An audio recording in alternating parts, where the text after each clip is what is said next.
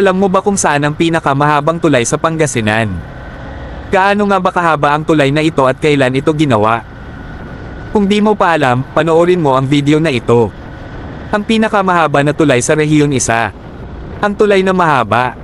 Madilim na kalsada at tulay ay madalas na pangunahing lugar para sa mga kwento ng katatakutan. Na ang mga motorista ay karaniwang biktima ng hindi pangkaraniwang at hindi pangkaraniwang mga pangyayari. Ngunit wala na sa Pangasinan ang mga kwentong kung ano-anong kwento noon na nangyayari sa tulay na ito. Dahil ang Narciso Ramos Bridge ngayon ay ang pinakamahabang tulay sa Rehiyon 1, ay maliwanag na. Salamat sa renewable energy, paggamit ng solar lamp. Ang tulay ng Ramos ay nag-uugnay sa mga bayan ng Asingan at Santa Maria, na parehong nasa 6th District ng Pangasinan. Sa pagdaan ng ilang dekada ang mga ilaw ng tulay ay nasira dahil sa katagalan na nito. Noong nakaraang Desyembre taong 2022, sinimulan ang pagkukumpuni ng mga poste ng ilaw sa pamamagitan ng paglalagay ng mga solar-powered na ilaw, kung saan ang lokal na pamahalaan ng bayan ay naglaan ng P200,000 na pondo at dinagdagan ng DPWH. Ang tulay ng Narciso Bridge ay tinatawag ito noon na Asingan to Santa Maria Bridge. Ang tulay na ito ay itinayo noong Oktubre taong 1976 sa panahon ng administrasyon noon ni Pangulong Fidel V. Ramos. Ang konkretong tulay ay may kabuoang haba na 1,448 metro.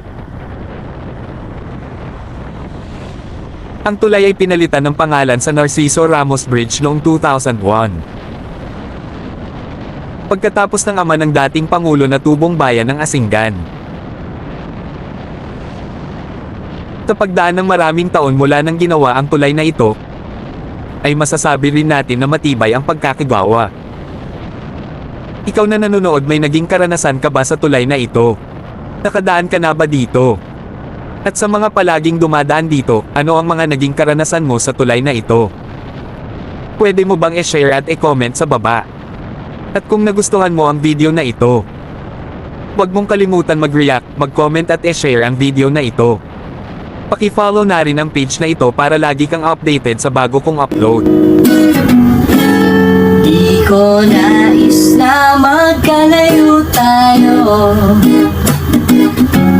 Nagselos ka at nilayuan mo ko.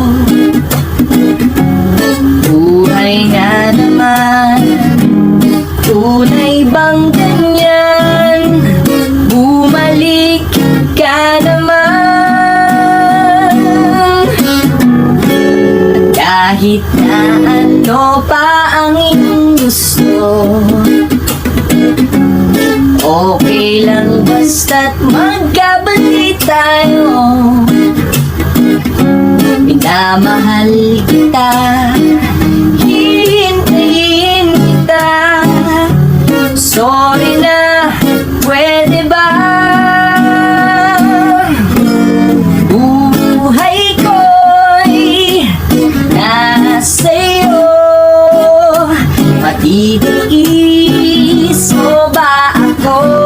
Oh, baby, wag sanang magtampo. Sorry, pwede ba? Yeah.